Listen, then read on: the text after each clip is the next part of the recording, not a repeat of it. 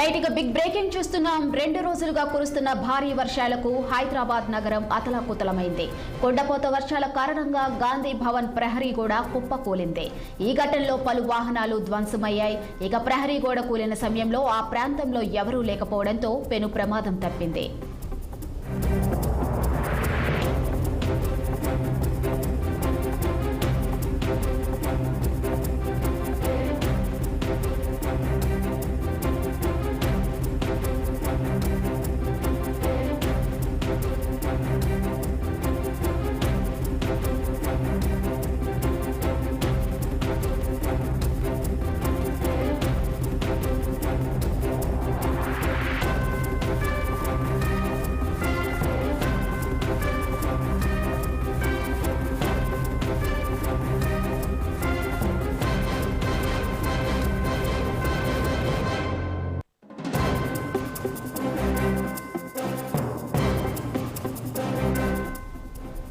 కొండపోత వర్షాల కారణంగా గాంధీ భవన్ ప్రహరీ గోడ కుప్పకూలింది. ఈ ఘటనలో పలు వాహనాలు ధ్వంసమయ్యాయి. ఇక ప్రహరీ గోడ కూలిన సమయంలో ఆ ప్రాంతంలో ఎవరూ లేకపోవడంతో పెను ప్రమాదం తప్పింది.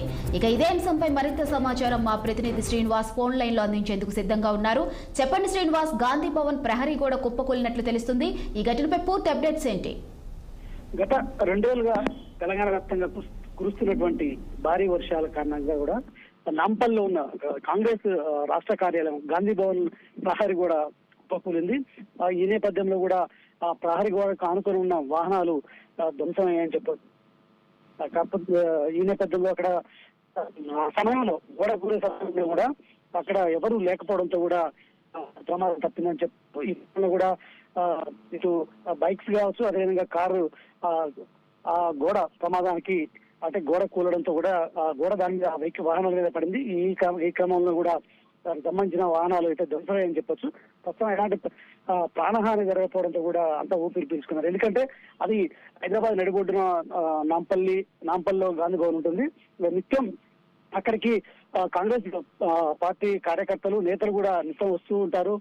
ఈ నేపథ్యంలో కూడా ఒకవేళ ఆ ప్రమాద సమయంలో మాత్రం ఎవరైనా ఉంటే మాత్రం పెద్ద ప్రమాదం అంటే పెద్ద ప్రమాదం చోటు చేసుకునే అవకాశం ఉంది. కాబట్టి ఎవరు లేకపోవడంతో కూడా అంతా ఊపిరి పీల్చుకోవాలని చెప్పొచ్చు. Right, thank you Srinivas.